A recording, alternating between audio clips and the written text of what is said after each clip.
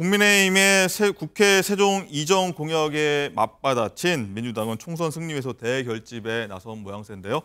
자, 장가 기자, 일단 조금 전에 얘기했던 민주당 출정식에 공천 문제로 좀 시끌시끌했던 임종석 전 대통령 실장이 나온다고 했었는데 실제로 나왔나요? 어땠나요? 민주당 출정식에 나온다고는 하지 않았습니다. 민주당 출정식에 임종석 전 비서실장은 참석하지 않았고요.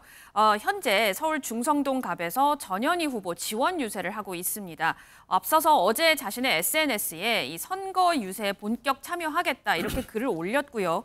또 낙동강 벨트에 자신이 상주를 좀 하면서 오전에는 서울 중성동 갑에서 전현희 후보 지원하겠다 이렇게 글을 올렸습니다.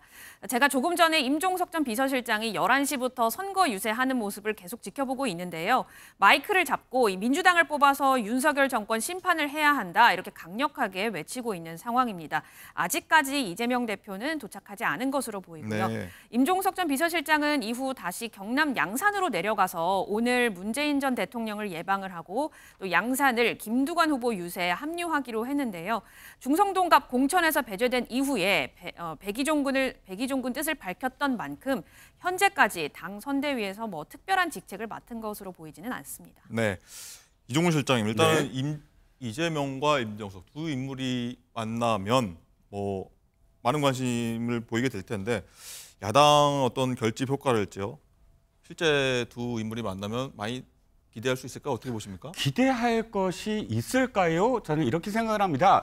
만약 임종석 실장에게 기대를 한다고 한다면 임종석 실장은 처음부터 이낙연 전 대표를 만나러 다니거나 또 호남에 내려가서 내가 탈당하면 어떠한 득표를 올릴 수 있지? 하고 물어보러 다니거나 이런 행동이 없이 처음부터 차라리 박용진 의원처럼 행동을 일관성 있게 했어야 된다고 생각을 합니다. 그때는 이거 내가 탈당을 하면 얼마나 나한테 돌아올까라고 횡보를 보였다가 갑자기 그 다음 날 남겠다라고 이야기하고 또 전현희 후보를 처음부터 돕겠다. 그리고 모든 어떤 조직을 전부 다 내가 지금까지 다져놨던 것들을 이양하겠다라는 태도를 처음부터 보이지도 않고 이렇게 눈치 보다가 뒤늦게 민주당 지지율이 오른 어떤 현 시점에서 이제서야 나타나서 내가 지금부터 돕겠다 한들 그것이 진정성 있게 보이겠느냐 아니면 일관성 있게 보이겠느냐 언행일치로 보이겠느냐 저는 별로 그렇게 보이지 않을 것이다 라는 생각이거든요. 정치인은 우물쭈물하면 안 됩니다. 엉거주춤해서도 안 되고요. 자기가 선택한 길을 굵은 선으로 굵직하게 보여야 되는데 임종석 실장은 이미 저는 때를 놓쳤다. 그리고 그 때를 놓친 만큼 영향력 자체는 없을 것이다 라는 생각입니다. 때를 놓쳤다고 말씀하시는데 박진영 실장은 어떻게 보십니까? 이 여당의 결집 효과. 저는 우리 이종근 평론가님과 반대로 편을 들어야 되나요? 어떤 때를 놓친 게 아니라 때를 잘 만났죠. 사실 임종석 실장이 크게 의미 있는 정치인이었습니까? 근데 공천을 못 받았고 공천 갈등을 통해서 오히려 커진 거 아닌가요? 저는 그렇게 봅니다. 이재명 대표와 대립각이 서는 것처럼 보이니까 오히려 큰 정치인으로 이미지가 스스로 덕을 본 거죠. 저는 그런 생각이 들고요. 다만 이제 정치라는 것이 백지장도 맞들면 낫습니다. 김영주 의원이라든가 이상민 의원 한쪽에서는 그런 구정치인 데리고 와서 무슨 필요가 있겠어 이렇게 이야기하지만은 그래도 도움이 되니까 영입해 가는 겁니다. 정치라는 게 현실적으로 그런 부분이 있고요. 저는 임종석 실장도 그분이 가지고 있는 그분만의 표가 있는지 없는지는 모르겠지만은 야당의 갈등은 완전히 종식되었다. 그리고 친명과 친문의 갈등은 없다라는 상징적 효과를 만드는 것만으로도 도움은 되지 않겠나 그런 생각이 듭니다. 상징적 효과가 있을 것이다. 알겠습니다. 여선호 행정관은 어떻게 보십니까? 이 임 전 실장이 전현희 후보 선거 출정식에 참여한 다음에 양산을 가서 문재인 전 대통령 예방한다고 하는데 이건 좀 어떤 포석으로 읽어야 될까요?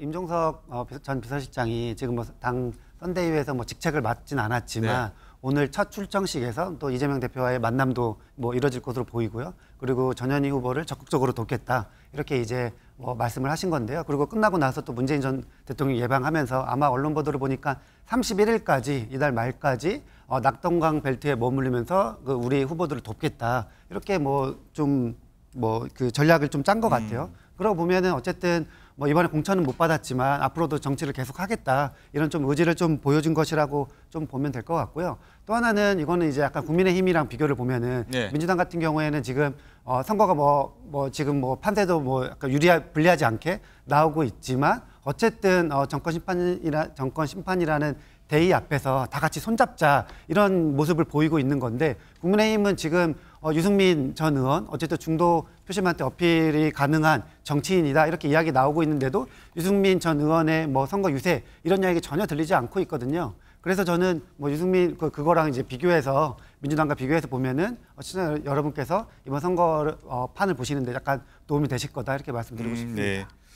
자, 그리고 장가 기자, 문재인 전 대통령도 이제 총선을 앞두고 민주당에 힘을 실어주는 모양새인데 어제는 좀 파란 점퍼 입고서 민주당 후보를 좀 격려했다 이런 모습도 있었어요. 그렇습니다. 경남 거제를 찾아서요. 변광용 민주당 후보와 함께 계룡산을 등반을 했습니다. 문 전 대통령은 이 거제는 문재인 그리고 김영삼 이렇게 두 대통령을 배출한 곳이라면서 계룡산이 그 거제의 뿌리다. 그러면서 변 후보에게도 좋은 기운이 들길 바란다라고 덕담을 했습니다. 문재인 대통령은 내일 부산 사상에서 배재정 민주당 후보를 만나는 방안을 검토 중이라고 하는데요. 문 전 대통령의 19대 초선 의원의 이 데뷔 무대이자 또 장제원 의원이 18, 20, 21대 의원을 지내고 불출마를 선언한 곳이기도 합니다. 네, 강전혜 부위원장님, 일단은 문 전 대통령이 이제 본격적으로 선거에 전면전에 나섰다. 뭐 야당 결집을까는 또 어떨까요? 이렇게 좀 굉장히 많은 분들 궁금해할 것 같거든요. 어떠리라고 보십니까? 그동안에는 양산 사저에서 오는 손님들과 인사를 한다든지 이 정도였는데 이제는 집 밖으로 나가서 지역들을 좀 돌아다니는 모습 보이고 있는 것 같습니다. 하지만 저는 문재인 전 대통령이 그렇다고 해서 어떤 본격적인 선거운동에 돌입한다라거나 그렇게 생각하지는 않습니다. 평소에 본인이 보여왔었던 태도들 같은 것도 있었고 또 이번 같은 경우에는 조국혁신당의 이제 조국 대표도 창당 전에 문재인 전 대통령을 예방하기도 했었고요. 그리고 새로운 미래의 경우에도 어떤 민주당에서 완전히 떠나지는 않은 듯한 이야기들을 하고 있기 때문에 그렇다면은 조국혁신당과 새로운 미래와의 관계 여기에 대해서도 문재인 전 대통령 입장에서는 민주당의 큰 어른으로서 직전 대통령으로서 신경을 쓸 수밖에 없는 부분이라고 생각을 하거든요. 결과적으로 저는 지금 과정에 있어서는 문재인 전 대통령은 본인의 성격상 찾아오는 사람에 대해서 그렇게까지 막지는 않고 다만 적극적으로 하지 않는다. 그리고 SNS를 통해서 가끔씩 이렇게 근황 같은 것을 올리고 있거든요. 그런 것으로 어떠한 소극적으로 문재인 전 대통령에 대해 지지하는 사람들에 대한 어필을 하고 있다라고 생각을 하는데요. 인종석 전 비서실장이 오늘 양산으로 이제 가서 문재인 전 대통령을 예방을 한다고 하는데 저는 이 부분에 있어서는 임종석 실장의 어떠한 개인적인 정치라고 생각을 합니다. 이분이 결과적으로 지금 남아있는 2주 동안의 선거 유세 과정에서 지역별로 몇 군데 돌면서 돕기는 하겠지만 큰 틀로 봤을 때 원하는 거는 8월의 전당대회라고 저는 생각을 하거든요. 그때까지에 있어서 본인이 친문의 적자로서 인물이 커가는 모습 이런 것들을 보이고 싶어서 오늘 양산에 가는 것이 아닌가라고 생각을 하고 문재인 전 대통령께서 하시는 행동은 그 정도 수준일 것이다라고 생각합니다. 임종석 전 실장 개인 정치다라고 보셨는데 박지원 부원장은 어떻게 보십니까? 이제 공천 과정에서 공천 배제된 인물이나 뭐 취소된 인사들은 뭐 문 전 대통령이 좀 적극적으로 좀 나서서 대변해주지 않아서 좀 아쉬울 그런 법도 한데 이런 전체적인 움직임 어떻게 보십니까? 찾아가는 정치적 의도를 가지신 분들이 문제인 거죠. 저는 뭐 찾아가서 인사드리고 그다음에 문재인 대통령이 덕담 받는 거 의미 있다고 봅니다. 그러나 문재인 대통령이 이런 말씀을 하셨어라는 따옴표를 가지고 자신에게 정치적으로 유리하도록 언론에 흘리는 분들 이런 분들은 저는 그런 정치하시면 안 된다는 생각이 들고요.